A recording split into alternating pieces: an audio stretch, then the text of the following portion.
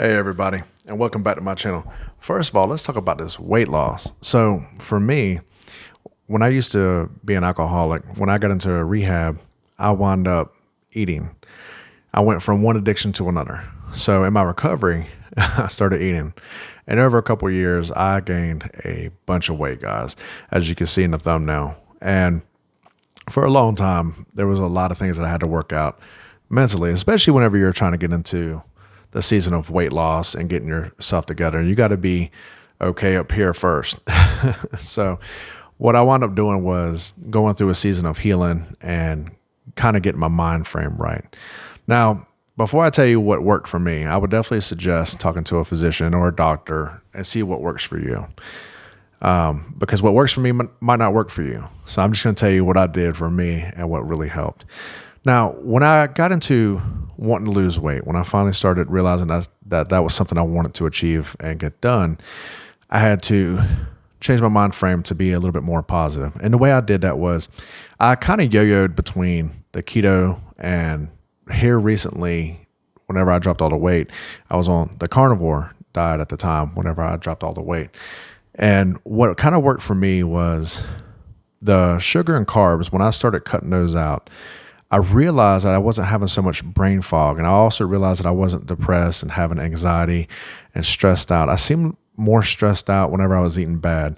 And I don't know about you guys, but I'm a huge bread and pasta person. My family's Italian, so we're more addicted to the carbs. So it was not the easiest thing right there in the beginning. However, the want to lose the weight had to outweigh the actual desire of the way food tastes. So I wound up going into keto. And when I was doing the keto, it was nice. I enjoyed it because I cut out the carbs and sugar and I was doing like the vegetables and things of that nature. And then I started hearing about the carnivore. So when I started doing a little bit of research on the carnivore, I was like, well, I'm a huge meat person. I'm a huge eggs person. So I can sit there and eat eggs all day, every day. It's like my thing. So it wasn't an issue converting over. However, when I converted over, I decided what I wanted to do was intermittent fasting. And intermittent fasting is when you go a period of time without food and having water only. Now, of course, there's different fasts, but for me, it's water only. And the one that seems to work the best for me is the 16-8. The 16-8 is 16 hours without food and 8 hours of eating. And typically what I like to do is not eat past 7 o'clock at night, and that gives me 16 hours. And then the next time I get to eat is at 11 o'clock the next day. Most of that fast is you sleeping. So it seems to be easier to do that fast for me. However, I don't know how it is for you, but for me, that was a much easier way of going about it. Another thing too that helped out a lot was not overdoing yourself. Don't go into the gym the very first day and exercise to a point of excess because you want a whole bunch of weight to fall off and you expect it to happen in a week. Well, you can lose weight quickly, of course. However, you got to be very mindful that if you go in there and you burn yourself out or you hurt yourself, you're really going to prolong the results that you want. For me, going into the gym, I needed to do lightweight and I didn't need to exert myself. So typically for me, I like to do like 4 sets of 10 of something that pushes me a little bit, but not too heavy. And that's kind of what I did. Also, I went and found a tractor tire that I was able to put in the backyard and start flipping it. I love flipping a tractor tire. I feel for me, it's a full body workout. And I feel like it allows me to have the opportunity to drop weight a whole lot faster. That along with using a kettlebell. Kettlebells, I absolutely love kettlebells. And they help drop weight fast as well too.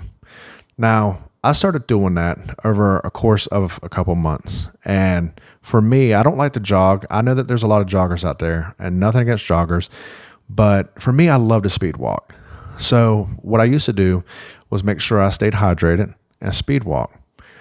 For, I guess, better results, I would say at least over a mile a day would be suffice to start dropping weight. 3 miles is a really good goal to have, but a mile a day does make a big difference on your body.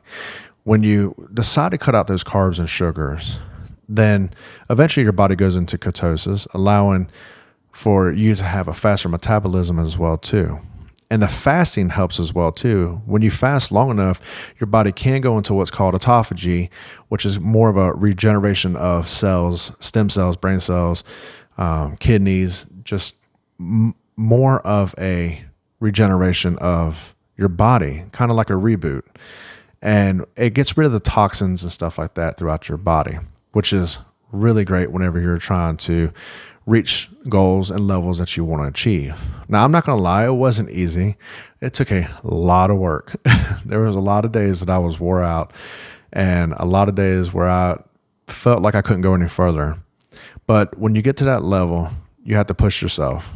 You have to put into your mind that you can achieve anything, because ultimately our minds is what controls everything. If you say you can't do something, then you're right. If you say you can do something, you're also right. So changing that mindset and putting yourself in a mental stability of wanting to achieve something for yourself. For me, I found that when I worked out in the morning times, I took care of me before I took care of anybody else. And I didn't feel like I was exhausted and stretching myself thin. I started becoming happier. I started becoming more alive because I was taking care of me first before I started taking care of anybody else. I hope that this video has definitely found you. I really hope that it inspires. And if so, please leave a comment in the comment section and let me know what you think. With that being said, I hope you guys have a beautiful and blessed day. Bye.